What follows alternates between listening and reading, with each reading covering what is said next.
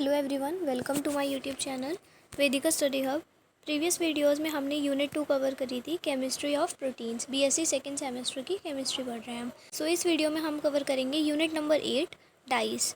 सबसे पहला टॉपिक है आपका डाइज। तो डाइज क्या होता है? आपने डाई वर्ड बहुत बार सुना होगा। डाई क्या होता है? एक कलर्ड ऑर्गेनिक कंपाउंड्स होते हैं, ठीक है। Dyes are coloured organic compounds that can impart a permanent colour to the material. मतलब कि आपका कोई भी एक मटेरियल है जो कि नॉन कलर्ड है, ठीक है। अगर आप उसे कलर्ड कर दो और वो परमानेंट कलर हो तो फिर उसे आप बोलते हो डाई, ठीक है। डाई कलर्ड ऑर्गेनिक कंपाउंड्स हैं that can impart a permanent colour to a material, जो कि परमानेंट कलर ला देते हैं किसी मटेरियल पे, ठीक है। अब वो मटेरियल फैब्रिक हो सकता है, पेपर हो सकता है, लेदर हो सकता है, ठीक है, या फिर और भी बहुत कुछ हो सकता है। अब इसके एग्जाम्पल्स हैं कौन कौन सी डाइज होती हैं। तो methyl orange, Congo red, crystal violet, ये सब आपकी डाइज होती हैं। फिर है conditions for a compound to act as a dye. कोई एक कंपाउंड डाई की तरह एक्ट करे, इसके लिए क्या क्या कंडीशंस होती हैं। तो इट मस्ट पोजेस कलर, उसमें कलर होना चाहिए। It should be capable of being fixed permanently on the material, वो कैपेबल होना चाहिए कि परमानेंटली फिक्स हो जाए मटेरियल पर, ठीक है। The colour should be resistant to washing, light and chemicals. Colour जो है रेसिस्टेंट होना चाहिए। लाइक कोई कपड़ा है, आपने उसे धो दिया, ठीक है, या फिर उस पर कोई लाइट मारी तो वो कलर उड़ ना जाए, ठीक है, केमिकल्स या फिर। तो कलर रेसिस्टेंट होना चाहिए, मतलब कि उड़े ना, कलर रहे हमेशा, ठीक है। एक बार डाई करने के बाद वो कलर हमेशा उसमें रहे। अब है नेक्स्ट आपका क्रोमोफोर। तो the group responsible for the colour of a compound, compound के कलर के लिए जो ग्रुप रिस्पॉन्सिबल होता है वो ग्रुप होता है आपका क्रोमोफोर, ठीक है। तो उसके एग्जाम्पल्स क्या हैं? एजो ग्रुप आपका क्रोमोफोर है, नाइट्रो ग्रुप आपका क्रोमोफोर है, कार्बोनिल ग्रुप आपका क्रोमोफोर है। कार्बोनिल को आप C डबल बॉन्ड O से डिनोट करते हो, नाइट्रो ग्रुप को NO2 से डिनोट करते हो, एंड एजो ग्रुप को आप N डबल बॉन्ड N से डिनोट करते हो, ठीक है। उसके बाद आता है आपका ऑक्सोक्रोम। तो ऑक्सोक्रोम जो है वो खुद से कलर प्रोड्यूस नहीं करता। लाइक क्रोमोफोर्स क्या थे, वो खुद से कलर प्रोड्यूस कर रहे थे। ग्रुप जो है ऐसे ग्रुप थे जो कि कलर के लिए रिस्पॉन्सिबल थे, ठीक है। लेकिन ऑक्सोक्रोम में क्या होता है? ऐसा ग्रुप जो खुद से कलर प्रोड्यूस ना करे लेकिन but intensifies the colour and helps the dye attach to the fabric, ठीक है। खुद से कलर्ड नहीं होते लेकिन वो किसी और ऐसे ग्रुप के साथ जुड़ते हैं जो खुद कलर्ड होते हैं। लाइक क्रोमोफोर के साथ जुड़ के ऑक्सोक्रोम क्या करते हैं? कलर की इंटेंसिटी को बढ़ा देते।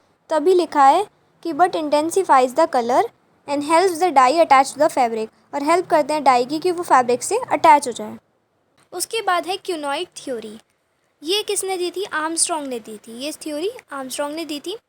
जिन कंपाउंड्स के पास क्यूनॉइड स्ट्रक्चर होता है, compounds having a quinoid structure are coloured, वो कंपाउंड्स कलर्ड होते हैं, ठीक है। While compounds having a benzenoid structure are usually colourless, और जिन कंपाउंड्स के पास बेंजीनॉइड स्ट्रक्चर होता है वो यूजुअली कलरलेस होते हैं। एग्जाम्पल है इसका बेंजीन। बेंजीन के पास बेंजीनॉइड फॉर्म है तो वो कलरलेस होगा, लेकिन एक है बेंजोक्यूनॉन, तो इस पर क्यूनॉइड फॉर्म है तो वो कलर्ड होगा। और क्यूनॉइड फॉर्म कैसी होती है? तो क्यूनॉइड फॉर्म में डबल बॉन्ड O होता है, ऊपर भी और नीचे भी बेंजीन में, ठीक है।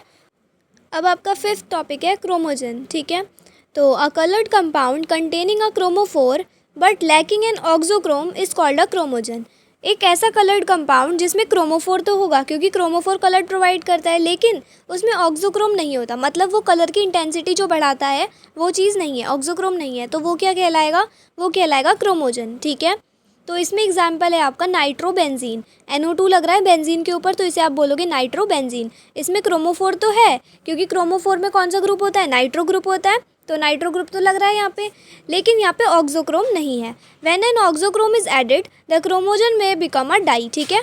अगर उसमें हम क्रोमोजन में ऑक्सोक्रोम ऐड कर देते हैं तो फिर वो क्या बन जाएगा? डाई बन जाएगा, ठीक है। अब आती है आपकी theory, chromophore and auxochrome theory. ये किसने दी थी? ये WITT विट ने दी थी, ठीक है, 1876 में। तो आपसे ये पूछ सकता है कि क्रोमोफोर ऑक्सोक्रोम थ्योरी किसने दी थी, क्यूनॉइड थ्योरी किसने दी थी, ठीक है। इसके जो मेन पॉइंट्स हैं वो क्या हैं? तो सबसे पहला पॉइंट है आपका colour is due to the presence of chromophore. बता चुकी हूँ कितनी बार कि कलर आपका किसकी वजह से होता है? क्रोमोफोर की वजह से होता है। उसके बाद dyeing property is due to auxochrome. Dyeing property आपके ऑक्सोक्रोम की वजह से होती है, क्योंकि यहाँ पे लिखा है ना ऑक्सोक्रोम हेल्प करता है डाई को फैब्रिक से अटैच करने में, तो यही चीज़ बोली है। इसलिए आपकी जो डाइंग प्रॉपर्टी है वो is due to auxochrome, auxochrome की वजह से होती है। नेक्स्ट थर्ड पॉइंट है a compound containing only chromophore is coloured but may not be a dye. तो ऊपर वाला पॉइंट आ गया इसमें जो आपने क्रोमोजन में पढ़ा था कि एक कंपाउंड है जिसमें सिर्फ क्रोमोफोर है लेकिन कलर्ड है, वो है ना, क्रोमोफोर होने से, लेकिन ज़रूरी नहीं है कलर्ड होने की वजह से वो डाई भी हो। अब उसके बाद अगर आप उसमें ऑक्सोक्रोम ऐड कर दोगे, ठीक है, तो उससे क्या होगा, कलर की इंटेंसिटी बढ़ जाएगी और डाइंग पावर बढ़ जाएगी। Addition of an auxochrome increases colour intensity and dyeing power. अब उसके कुछ एग्जांपल्स लिखे हैं नीचे कि आपका बेंजीन है वो कलरलेस था, आपने उसमें नाइट्रोबेंजीन मतलब नाइट्रो ग्रुप ऐड कर दिया, ठीक है। अब नाइट्रो ग्रुप क्या है, क्रोमोफोर है, इसका मतलब क्रोमोफोर प्रेजेंट होगा और उसका कलर कैसा है, पेल येलो है, ठीक है। अब नेक्स्ट आपने क्या किया, इसमें NH2 ग्रुप ऐड कर दिया। अब NH2 ग्रुप कैसा है, ऑक्सोक्रोम है, तो इसमें अब आप कैसा कलर पाएंगे, तो इसमें आपको मिलेगा डीप येलो और ये क्या बन जाएगी, अब डाई बन जाएगी, ठीक है। तो ये क्या बना, अब टोटल पैरा नाइट्रो एनिलीन बन गया, ठीक है, क्योंकि ये जो आपकी बेंजीन है और NH2 है ये तो आपका एनिलीन होता है, ठीक है, और पैरा पोजीशन पे आपका नाइट्रो ग्रुप लग रहा है तो पैरा नाइट्रो एनिलीन बन जाएगा और ये क्या कहलाएगा, ऑक्सोक्रोम प्लस क्रोमोफोर वाला कंपाउंड, और ये एक डीप येलो कलर की डाई होगी, ठीक है। अब नेक्स्ट है इसकी लिमिटेशन। अब जो ये वाली थ्योरी मैंने आपको बताई है, क्रोमोफोर ऑक्सोक्रोम थ्योरी, ये यूनिवर्सली एप्लीकेबल नहीं है। अब क्यों नहीं है, क्योंकि जो कुछ कंपाउंड्स होते हैं जिनमें क्यूनॉइड स्ट्रक्चर होता है बट फिर भी वो कलरलेस रहते हैं, और कुछ कंपाउंड्स ऐसे होते हैं जिनमें क्यूनॉइड स्ट्रक्चर नहीं होता बट फिर भी वो कलर्ड होते हैं।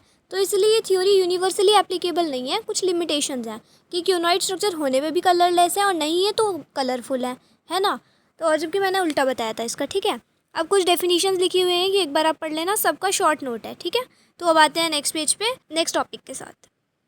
ये मैंने आपके लिए बहुत इजी नोट्स निकाले हुए हैं MCQ पर्पज़ से, जिससे आपको बहुत इजीली कम टाइम में समझ आ जाए कि आपको MCQ के आंसर्स के लिए क्या क्या क्या इंपॉर्टेंट याद रखना है। तो देखो नेक्स्ट टॉपिक है आपका फिनोप्थलीन, ठीक है। तो फिनोप्थलीन की क्लास क्या है, मतलब कि कौन सा स्ट्रक्चर है, तो ट्राई एराइल मिथेन डाई, ठीक है, इसका नाम याद रखना। उसके बाद आपका कलर, एसिडिक में ये कलरलेस होता है और बेसिक में ये पिंक कलर शो करता है, ठीक है। उसके बाद इसका यूज़ क्या होता है, तो इसका यूज़ इंडिकेटर की तरह होता है इन एसिड बेस्ड टाइट्रेशंस। तो अगर आपने टाइट्रेशंस की होंगी तो आपको पता होगा कि KMNO4 बहुत ज़्यादा यूज़ किया जाता है, ठीक है, और पिंक कलर मिलता है। उसके बाद है आपका नेक्स्ट सेकंड नंबर पे मैलेकाइट ग्रीन, ठीक है।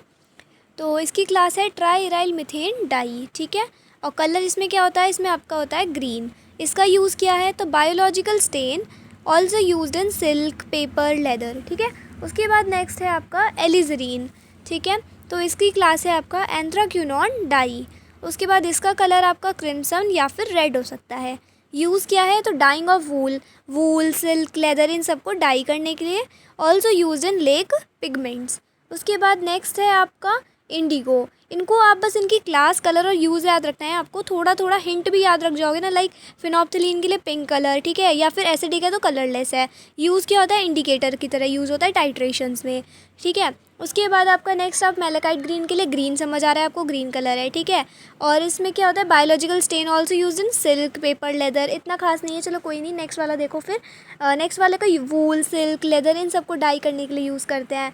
अब है आपका नेक्स्ट वाला इंडिगो, तो इसमें कौन सा कलर होता है, ब्लू कलर होता है। क्लास कौन सी है, वेट डाई। उसके बाद यूज़ क्या है इसका, कॉटन को डाई करने के लिए। बेसिकली सुन रखा होगा अगर आपने हिस्ट्री पढ़ी होगी तो हिस्ट्री में 10th में भी चैप्टर था जिसमें इसका कंप्लीट दिया हुआ था इंट्रोडक्शन, है ना, गांधी जी वाला जो चैप्टर था नेशनलिज्म इन इंडिया, कि कॉटन को डाई करने के लिए इंडिगो यूज़ करते थे जो कि काफ़ी कॉस्टली होती थी, ठीक है। डेनिम को, वूल को और अदर टेक्सटाइल्स को डाई करने के लिए यूज़ की जाती है इंडिगो। नेक्स्ट है आपका फ्लोरेसिन, इसकी क्लास होती है ज़ैंथीन डाई, कलर होता है येलोइश ग्रीन, फ्लोरेसेंट कलर, ठीक है। उसके बाद यूज़ किस में होता है, तो fluorescent dye used in tracing, water, ophthalmology etcetera. उसके बाद है आपका मिथाइल ऑरेंज, तो इसका कलर होता है एसिड में रेड और एल्काइन में येलो। क्लास कौन सी होती है, एजो डाई। एजो का मतलब मैंने आपको बताया था N डबल बॉन्ड N, ठीक है। तो देखो किस तरह से बना रखा है structure, N double bond N है बीच में, ठीक है।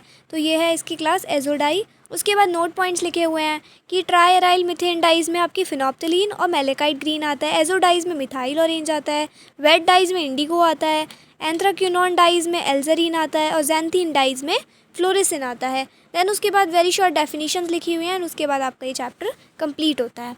सो छोटा सा चैप्टर है, आपको इसको याद करने की भी नीड नहीं है। अगर आपने मेरी वीडियो ही 2-3 बार देख ली तो आपको याद हो जाएगा खुद ब खुद।